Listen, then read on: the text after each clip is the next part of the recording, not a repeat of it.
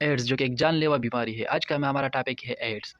हम इस वीडियो में आपको बताएंगे कि एड्स है क्या, इसकी अलामात क्या है, और अगर इस जो अलामात किसी में हो तो और कौन से डायग्नोस टेस्ट करें इसके ज़रिए जो हमें पता चले कि एड्स है कि नहीं। और एड्स एक एडवांस स्टेज ऑफ इन्फेक्शन है जो कि काज करता है HIV। हम जाते हैं डायरेक्ट इसकी डिफिनीशन की तरफ। AIDS is acquired immunodeficiency syndrome. ये एक सीरियस डिजीज़ है जो कि काज करता है HIV। ये अटैक करता है बॉडी के इम्यून सिस्टम पे और उसे वीक करता है। जब इम्यून सिस्टम वीक हो जाता है तो वो इन्फेक्शन के साथ और डिजीज़ के साथ फाइट नहीं कर सकता, और मोस्टली ये अटैक करता है CD4 जिसको हम हेल्पर T सेल भी कहते हैं। ये वर्ड्स का आप देख ही सकते हैं कि एक्वायर्ड मीन्स ये कि डिवोल्व होता है तब जब बंदा इन्फेक्ट हो जाता है। एक इम्यूनो डिफिशियंसी मीन्स जब आपका इम्यून सिस्टम बिल्कुल वीक हो जाता है। और syndrome means a group of sine and symptom, ये सब टुगेदर हो जाते हैं इकट्ठा। इसके बाद हम जाते हैं ट्रांसमिशन की तरफ। मीन्स कि अगर एड्स एक बंदे से दूसरे बंदे में कैसे ट्रांसफ़र होता है, इसलिए आपको ये जानना ज़रूरी है ताकि अपने आप को प्रोटेक्ट भी कर सकते हैं। तो ट्रांसमिशन होता है अनप्रोटेक्टेड सेक्सुअल कॉन्टैक्ट के ज़रिए। इसके अलावा इन्फेक्टेड नीडल सिरिंज जैसे कि हॉस्पिटल में हो और आप एक बंदे के प्रेक करें, फिर इसके बाद उसी नीडल से दूसरे को भी प्रेक करें, अगर वो इन्फेक्टेड हो तो दूसरे में भी ट्रांसफ़र हो सकता है। इसके अलावा ये भी ट्रांसफ़र होता है चाइल्ड में ड्यूरिंग प्रेगनेंसी या ब्रेस्ट फीडिंग में फ्रॉम इन्फेक्टेड मदर। इसके अलावा ये ब्लड ट्रांसफ्यूजन में के ज़रिए भी ट्रांसफ़र हो जाता है। वो ब्लड ट्रांसफ्यूजन जो कि स्क्रीनिंग ना किया हो और इसमें HIV वायरस हो तो उसके ज़रिए भी ये ट्रांसफ़र हो जाता है। इसके अलावा कुछ इंपॉर्टेंट फ्लूइड है जिसके ज़रिए ये वायरस ट्रांसफ़र नहीं होता, जैसे कि important HIV does not spread to shaking hand, hugging, sharing food, drinking, mosquito bites, using the same toilet या स्विमिंग पूल। इट्स मीन्स कि HIV जैसे कि हाथ मिलाने से, फूड शेयर करने से, ड्रिंकिंग से, जैसे कि मस्कीटो एक बंदे को बाइट करे और फिर वो दूसरे बंदे को बाइट करे तो उसके ज़रिए भी ट्रांसफ़र नहीं हो सकता। टॉयलेट के ज़रिए, जैसे कि आज तो गर्मियाँ है तो लोग स्विमिंग पूल में नहाते हैं, स्विमिंग पूल के ज़रिए भी एक बंदे से दूसरे में ट्रांसफ़र नहीं होता।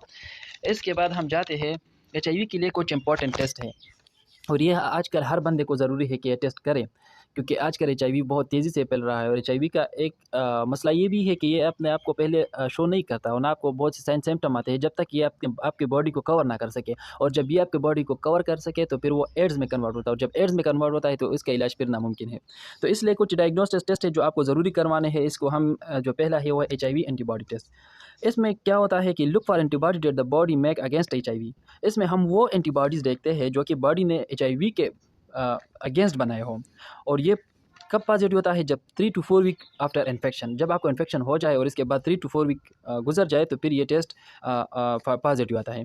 इसके अलावा दूसरा है जो कि HIV एंटीजन एंटीबॉडी टेस्ट, ये जिसको हम 4th जनरेशन टेस्ट भी कहते हैं। ये डिटेक्ट करता है दोनों HIV को भी और P24 एंटीजन जो कि प्रोटीन होता है वायरस के ऊपर। ये 18 to 45 डेज़ जब आपको बॉडी इन्फेक्टेड हो जाए, मीन्स कि जब HIV आपकी बॉडी में चल जाए तो ये 18 to 45 डेज़ के लिए, ये 45 to 45 डेज़ के बाद आपको पता चल सकता है कि ये HIV पॉजिटिव है कि नेगेटिव। दूसरा है PCR टेस्ट, जिसको हम न्यूक्लिक एसिड टेस्ट भी कहते हैं। ये डिटेक्ट करता है genetic material like RNA HIV के, और ये 30 to 33 डेज़ आफ्टर इन्फेक्शन हम ये टेस्ट करवाते हैं।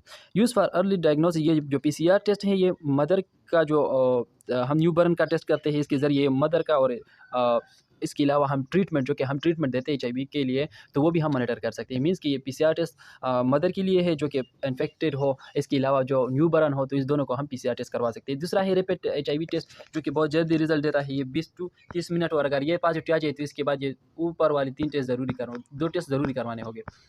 इसके बाद है सिम्टम। तो हम सिम्टम की तरफ आते हैं। अगर आप में ये सिम्टम है तो आपको ज़रूर मस्ट आपको HIV टेस्ट करवाना होगा, जैसे कि टेम्परेचर आपको हो, कफ हो, आपको डायरिया हो, आपकी वेट दिन ब दिन कम हो रहा हो, आपका लिम्फ नोड जो है वो स्विल हो रहा हो, आपके इसके अलावा आपको नाइट की स्वीट आता हो, और जैसे कि नाइट के वक्त लोगों को बहुत पसीना आता है। इसके बाद फ्रीक्वेंट इन्फेक्शन, जब आपको बार इन्फेक्शन हो और वो भी थोड़ा इन्फेक्शन हो और वो बहुत लॉन्ग टर्म तक चला जाए तो आपको ज़रूरी HIV टेस्ट करवाने होंगे, जैसे कि फटीग और वीकनेस। ये सब अलामात या सिम्टम है HIV के।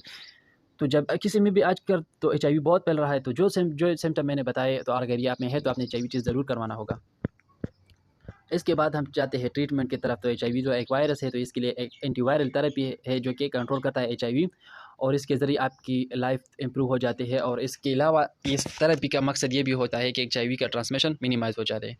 तो आपके लिए ज़रूरी है कि आपके जो मेडिसिन प्रिस्क्राइब हो, डॉक्टर आपको प्रिस्क्राइब करे, वो आप रेगुलरली लें, हेल्थ चेकअप करें, हेल्थी डाइट एंड रेस्ट करें, और सपोर्ट और काउंसलिंग जो कि बहुत ज़रूरी है एक HIV मरीज़ के लिए।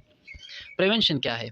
प्रिवेंशन बहुत ज़रूरी है, आपको प्रिवेंशन ज़रूर करना होगा ताकि आप अपने आप को एचआईवी से प्रोटेक्ट करें। So use the condom during sex, do not share needles or syringe. It's most important when most hospitals and most clinic they are use the same syringe for the different patient. So it's most important, do not share needle or syringe. Use only screen blood.